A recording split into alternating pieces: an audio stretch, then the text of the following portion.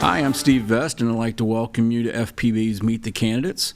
This Cable 10 series allows you, the voter, to hear directly from the candidates on their views that are important to you. This is leading up to the general election on November 5th. We took questions from the community via email and social media, so let's just jump right in, if you don't mind. Today's guest is Rob Richardson, a candidate for City Commission. Thanks for taking time to join us today. Thanks for having me. This is quite an honor. Well, great. Yeah. So tell us about yourself and why you're running for City Commission. Well, a little bit about myself. I'm a native from Ohio. My mother, my brother, and I, we moved to Kentucky when I was about 12 to Berea. Pretty much stayed in Kentucky. My ma and brother moved back to Ohio. Was raised in the Berea area. Went to Georgetown College, played a little ball there. Transferred to Eastern. Met my wife there, who's from Somerset, and at the time in the early 90s, I majored in police administration. Law enforcement jobs were very competitive. Yeah. And we decided that the first job offer that I had, my wife was in banking, so she felt that she could easily get a job somewhere wherever we landed, and we landed in Frankfort in 1994, and we've been here ever since. Blessed with 3 children, Colby, Lexi, and Maggie. 28, 27, and 20 years old. And fortunate that one of our daughters still lives here with us. We have our youngest, obviously, at WKU. But part of the reason running for City Commission is, I'd love to have my family with me. And I want to see Frankfort thrive. I want to see our young folks that graduate from here and have lived their whole lives here. All my kids lived here. And my wife and I both have worked very diligently in this community. Retired police officer. I got hired in Frankfort PD in '94. Retired in '17. I'm still in law enforcement. I teach law enforcement classes and a law enforcement liaison with the Kentucky Chiefs Association. So I've devoted 30 years to public service within law enforcement and just the city of Frankfort and the Commonwealth of Kentucky. Okay. Well, why City Commission? Well, really, to be honest, people ask me why, right? Because I tell them I'm really not a politician. I don't fancy myself. I fancy myself as a husband, as a family man, and serving people. But I think at times when you're sitting on the sidelines, actually, my youngest daughter, I had a little frustration last year at some things going on, and my daughter's like, "Dad, you've always said if you want to make change, you got to get in the game." Yeah. And I think at that point I was like, I'm going to try to make a difference. And I love this city. Obviously, I have worked, many hours to protect the fine citizens of this community and help the police department. I was part of our professional standards that got our department accredited. Was part of that, and just so proud of our city. And it's really so quaint. And I travel quite a bit. I've traveled a lot, and it's a hidden gem. It really is. We have a lot of people that come into our town to visit, whether it's just the Capitol or Buffalo Trace or whatever, Daniel Boone's grave, whatever it may be. And I just think it's time that we really embrace this city and move it forward with the thinking of retaining a lot of our folks that have been raised here and that may want to come back to Frankfort and settle down. So that's some of the reason that I wanted to throw my hat in the political realm, so to speak. Okay. Well, so what do you see the most pressing issues facing Frankfort right now, and what would you do to address them as a city commissioner? Well, my platform, obviously, public safety, and that's first responders, because government's first job is to protect its citizenry, right? Yeah. So that is a high priority. Police and fire, emergency management, communications, our dispatch center, as well as being fiscally responsible. I think a lot of times people don't understand how much the public is given to elected officials and even employees that work in government, whether it be state government, local government, or federal government. I mean, that's taxpayer money. They're trusting you to spend that money wisely. And growth. We need to grow. We know since the pandemic, things have astronomically went up in price. The construction costs, building, you name it, everything, just from groceries. So I really think that the three things I'm stand for are what's Frankfort's facing the most is if we're going to spend money, we need to make sure it's for the whole community and it benefits our community, that we're not out here looking at special interest projects that may benefit partial of the community. And then we have to pay the bills first. Yeah. I don't know. I'm sure you and I look at things the same. You have a family. My wife and I, we sit down, we budget, right? We have to pay our mortgage. We have to pay the heat bill. We have to pay the air. We like food in our refrigerator. Nope. And government works that way. There are services that our public, they expect. They expect good police response, fire response, ambulance. They want their streets cleaned. They want their garbage picked up. They want to know when they can do something or build something within the city that planning and zoning is going to help them, right, and assist them in a way that they're doing things the right way. So that's the things I want to prioritize is, hey, we need to pay the bills first, and then I'm all about special projects that we need in this community, but we have to be able to pay for them in a manner where we're not financing our children's future either. Okay. Well, you were talking about growth. So what would you do to attract new businesses and jobs to Frankfort while still supporting the local businesses that are already established? Well, a lot of times people, like we do have a development coming. I know it's coming in a couple of years, the paddocks out west, and I think it's a good development. And any community is going to have. I was told this by a pretty smart person that I don't live downtown. Yeah. But my wife and I frequent downtown restaurants. Right. We frequent downtown events. I don't think you have to live downtown to enjoy it. But my wife and I also, we go to Lexington and we go to Target, right? Or we go shopping in Lexington or Louisville. And I'm not trying to say we need to be Lexington or Louisville. That's not what I'm saying. So I think that variety of attracting maybe larger businesses while supporting our local businesses, right? Some of the best pizza in town, right, is Da Vinci's Pizza, and it's a local place. Yep. My grandfather in Ohio, he owned a truck stop in Wapakoneta, Ohio, and I will tell you one thing I learned from him. I can remember in a small town I lived in Ohio, we used to shop for products and goods, and we would go to a local appliance store, and the things there were a little more expensive. We could have went to Dayton, Ohio, and got it cheaper, which was 40 minutes down the road. But my grandfather used to say, he'd say, son, if I want them to buy my gasoline, I need to buy their products. And I'm all about doing the best I can to keep Frankfort money in Frankfort. Right. Now, we don't have everything here, but I do think attracting new businesses to come in here is not a threat upon local business.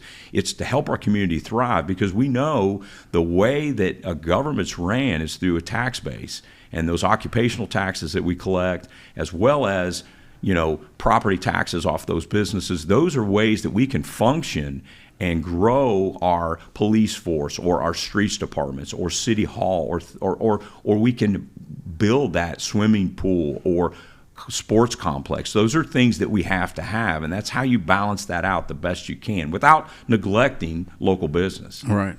Well, talking about that, infrastructure is the next thing. We've got 2 bridges right now that are closed indefinitely. Taylor Avenue is closed indefinitely.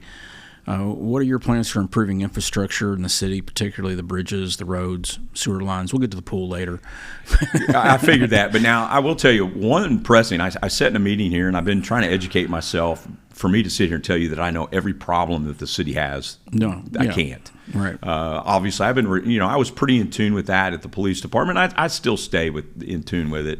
But I was in a finance meeting with the city, and our sewers we have this is not good. Yeah. And we need to educate the public on what we got to do with that, and that's a priority because we're in a consent decree, and a lot of people don't know what that is. And if you know anything about those, I do, because in a bad way, a lot of times the federal government will come in and put police departments underneath that. And that's not a good thing. It means you're not running things the way it should be. Right. But we have to really look at our sewers and our infrastructure, especially that. And that's, how do you build a house is the foundation. When it comes to sewer and water, that is the foundation of any building, right? Even before the cornerstone's put. So we really have to focus on that and see what we can do to minimize tax increases on the public and to reach out and see where we're falling short with those funds. That's very important. Okay. The bridges, the Taylor Avenue being closed, and I say this a lot because I live on the west side of town. We often take Devil's Hollow as a shortcut from downtown. Yep. And we still can do that. I remember when Devil's Hollow was closed. Yep. But sometimes Mother Nature has something different in mind, right? So I think it's important that we get with the proper people that tells us how stable that cliffside is. I think they're in the works of doing that, but I don't think you or I, either one or anyone, can predict how that cliff is going to fall. I do know, working for the city for years, the fire department had been taking still shots of that cliffside for decades and how it has eroded. I do think it's important. I know that that's my actual neighborhood up on top of that hill. I don't have the great view that Dr. Birch and some of them have, but the sewer lines have to be moved up there, and there's another project for our sewer department just because they can't fall in the hill. So as far as the bridge, that I think that's been settled. The state's going to tear the bridge down. My personal opinion is that's a good thing. I think from what I have been told, that bridge should have been torn down years ago. I understand there's some historic value to it, and maybe 20 years ago it could have been saved, but at this point it's a detriment to our river. It's a public safety issue, so I would say that it's time to. But the Singing Bridge, when I was on the police department, was closed for a short period of time, and I did talk to some engineers at that time. That bridge is neglected. Whoever, and I don't know who's responsible, but that can was kicked down the road. Right. I was in a meeting when they said that bridge then, I can remember they opened it to vehicular traffic and one side of the bridge was pedestrian. I'm like, I don't understand that. Right. You're telling me that we can't even get the other pedestrian side open. That doesn't make any sense, but you're letting cars go over it. From an engineering aspect, I would never claim to be one, but I do know that bridge back in, it may have been 15 or 14, there was issues then, and I think that was kicked down the road. My personal opinion is I'm not about kicking these projects down the road. We have to fix those. Yeah. And they have to be fixed now, because as we see, it's causing some issues with that bridge being closed, especially for Second Street School, South Frankfort folks. And that's part of our community, and it's an issue. I can promise you, I don't have all the answers, but I'm not about hesitation in trying to fix a problem. Well, I mean, I haven't heard of any problems with the Capitol Street Bridge, but it's not a brand new bridge either. So it's only a matter of time. No, and I did hear in a meeting that I was told that we're trying. It's almost like we have to bridge over the River Kwai, right? We have to protect that bridge, because we don't need anything to happen to that. And I'll be honest, we used to have this saying in all jobs, and especially when I was at the police department, we didn't want to paint ourselves into a corner where one person had all this knowledge and they decide to go out and go on vacation, and then we're stuck in the dark not knowing what to do. We're kind of in that position right now, sort of. We still have the twin bridges, Miro and Clinton, but from a ambulance service and different things to get to the east side of town, and that's very important. It is.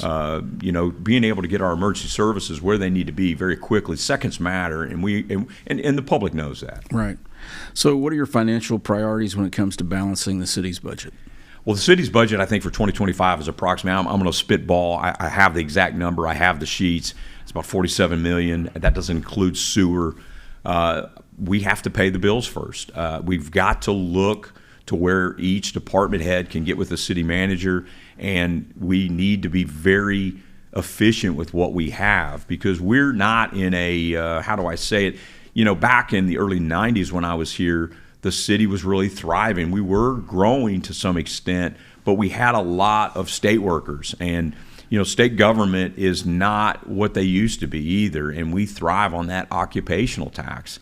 And we've kind of, we're always settled for that. And know everyone that I'm not from Frankfort, but I know a lot of people, that's kind of what Frankfort is, right? State government workers. But what I like to see is, with the budget, is that we hold accountable to these expenditures and these budgets. What specific industries or types of development do you believe would benefit the future of Frankfort? What would you like to see? Well, there's only so much land we have here. I mean, the city doesn't have a plethora of land within the city limits. Everyone always talks about building downtown convention center, and I do think we need a convention center. Where we put it, I don't know. Yeah. Because we're landlocked when it comes to downtown. We're landlocked on certain areas. Now, we do have obviously the building going on at the Paddocks, but when you look at cities comparable to our size, industry tends to drive good tax revenue. Mm-hmm. And I think that's where we obviously need to work with the county. That's another priority of mine, is coming across to work together. You know, at the city police department, we depended on the state police quite a bit. And those partnerships that we had with the state police, with facility security, with fire, and we need to work together, because I tell people all the time, obviously I want people to vote for me. Yeah.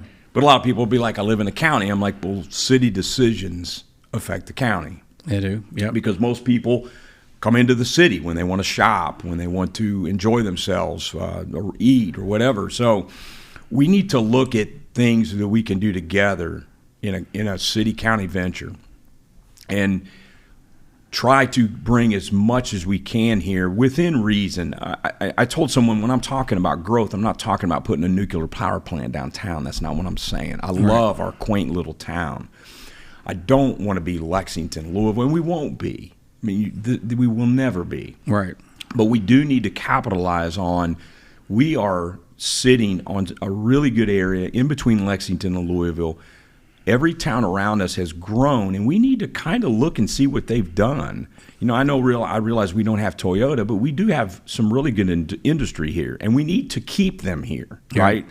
So how do we attract them more? I think we need to be offering more tracts of land that can attract a larger industry, right? And not just 10 acres or 5 acres. These people are wanting hundreds of acres to develop. And if you go to Bowling Green, Kentucky, my daughter goes to WKU. Fruit of the Loom is right off the interstate there. Right. It's beautiful. Yeah. The Corvette Museum, or the Corvette Factory, it's beautiful there. We're not talking the 3 smokestacks and that anymore. A lot of these, and we can regulate that, right? Just because they want to build doesn't mean we want a Morton building that is not comparable with an aesthetic look that's going to be, hey, that's a beautiful building. Buffalo Trace, beautiful down there, right? Yeah. And I have smelled that for the last, we've lived here 30 years. I've lived here. I mean, and never once has that grounds ever been to disrepair, right? So I do think that's a priority. We have to be able to look at real, impactful tax incentive, industry that's going to help our tax base increase here. All right. Well, you came in 94. 94. Well, a little prior to that, it's come a long way. Yes. It has. I agree. So, what would you do to work to attract businesses and jobs? Well, we've already covered that. Yeah. So, what strategies would you have for addressing housing concerns in Frankfort? And what are your thoughts on developing more affordable housing options and incentivizing such projects? Well, and that is a thing. I remember a developer wanting to develop at the end of Collins Lane years ago, and that got shut down. There's a lot of land back there. We do need to do that. But I do think that what we have to do is, from what I'm hearing, is we've got to look at some of these developers. They're big developers. They've got a lot of hurdles when they develop in Frankfort or Franklin County, and I need to know why. I need to know why. I was at a recent commission meeting, and there was a gentleman that spoke there, and he was very upset about trying to just do an upgrade to his home with, I think, a patio, and some of the red tape that he had to go through when it came to getting the permits, with planning and zoning. And here's the one thing I can tell you. I'm not going to put fault on anyone, but one thing I am going to tell you, I'm going to hold people accountable. If elected, you got to understand, I worked for the chief of police. And a lot of times, I can remember, even when I was an assistant chief, there were times I wouldn't always agree with the boss. And I'm sure there's times you don't agree. But at the end of the day, the boss has the final say-so. Right. And holding people accountable for what their job is exactly what what the elected officials need to do. This is your job. You don't really bring we have a set of policies, we have a set of rules. Your agenda doesn't take priority over what is right. And what is right is someone trying to build here. means that these are our rules and this is what we abide by. And getting 2 or 3 different answers sometimes, it confuses people and then it frustrates them. And then they're like, I don't want to build here. I don't know the specifics, but we had a company that was going to come into the old Sears building. Right. And I'm very aware. I've talked to the owners. They built and moved their business to Georgetown. Yeah. And that's almost 75, if I'm not mistaken. I may be off a little bit because I talk manufacturing jobs that just went away, and they were actually they had bought a van. They were going to transport these people to work. They were going to really offer really good wage and jobs, and that's gone. Right. I mean, to me, that's tragedy, right? Because that's 75 people. Now, like you said, affording housing, that's where we have to balance that. We can't get all this business in here without them a place to live, because what they'll do, they'll live in Lawrenceburg, they'll live in Shelbyville. So we have to have a plan for that. My plan is we need to look at these regulations. Is there ways that we're hindering builders or major people to come in to build affordable housing, multiple, whether it be whatever, is there ways we can help them? Now, obviously, we don't give them everything they want. We have to be within reason, but we do need to sit down at the table to some of these people and talk with them. And that's what I'm willing to do. That's what I've been trying to do. It's like, hey, tell me things how we can help you, because as an elected official, that's what your job is. Right. Now, again, like I said, within reason. I'm not talking about building. I know a lot of times people are like, well, I don't want this development right next to my home, or I don't want this. And I get that. So you get that public input. But I do think we have to have that talk at the table to see why we're not having large growth. We haven't. Frankfort hasn't had large growth when it comes to housing in a while. Yeah. Well, I moved here originally in '89, and the population is within 100 of what it was then. Yeah, I know. It is today. I know. And the county is basically within 100 or so of what it was then too. I know. And some people are good with that. And again, I love this our quaint town. But the problem is this: if we're not growing and our taxes aren't increasing, if our revenue's not increasing, if you want the same service, I'm going to tell you right now, you're not going to get it. Right. Because we had, in the other part of my problem, or another problem I have or issue, and this is a priority to me, you want good government workers, you have to compete in pay. Right. And we both know salaries aren't what they were even 5 years ago. Yeah. So we're competing. I used to talk with HR, and I dealt with a lot of that, pay studies. And the police department, they're like, well, that's Lexington, that's Louisville. I said, like it or not, we are sitting in between that competitiveness. That's right. We don't have to be Louisville or Lexington, but we have to be competitive with pay and benefits. So that's my point. If we don't grow, something's got to suffer. I think it's on the board right now. I mean, trash is expensive right now. And I think there was a talk about, hey, maybe they have to pay for that, right? And I've never paid for garbage pickup. I live in the city. So again, that people need to realize that expenditures are getting more. Right.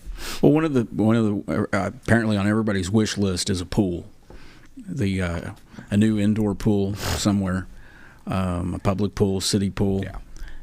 What are your thoughts on that? I'm all for that. Mm-hmm. I'm all for a pool, and not just because our schools need it, because folks that are in rehab, folks that just enjoy swimming as part of exercise, right? I'm all for that.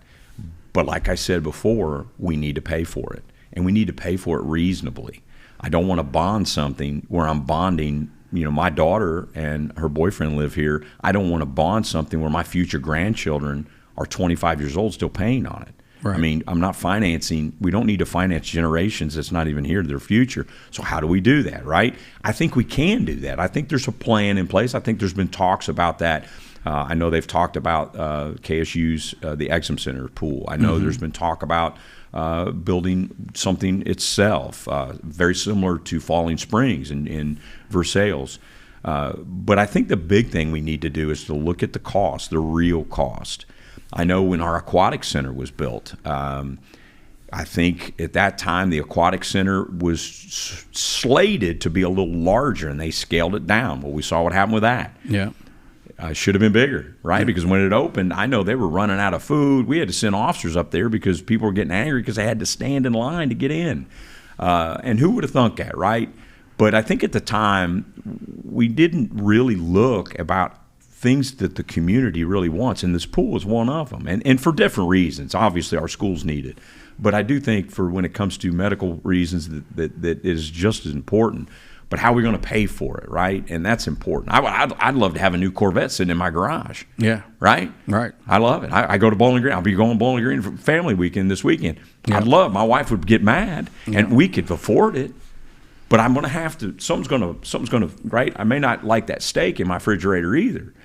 That's my point is right. We've got to pay for those things. And I'm going to be transparent and say, I'm for it, but we got to pay for it. Okay. Well, the same thing then with the Civic Center.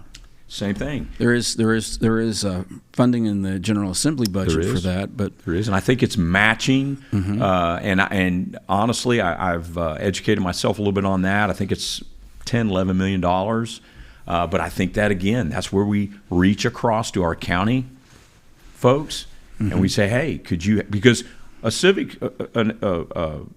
center or a convention center is going to benefit them as well, right? Because they're going to want to use it. Maybe KCO wants to have a small conference there or whatever. But the other part of it is it doesn't have to be exorbitant.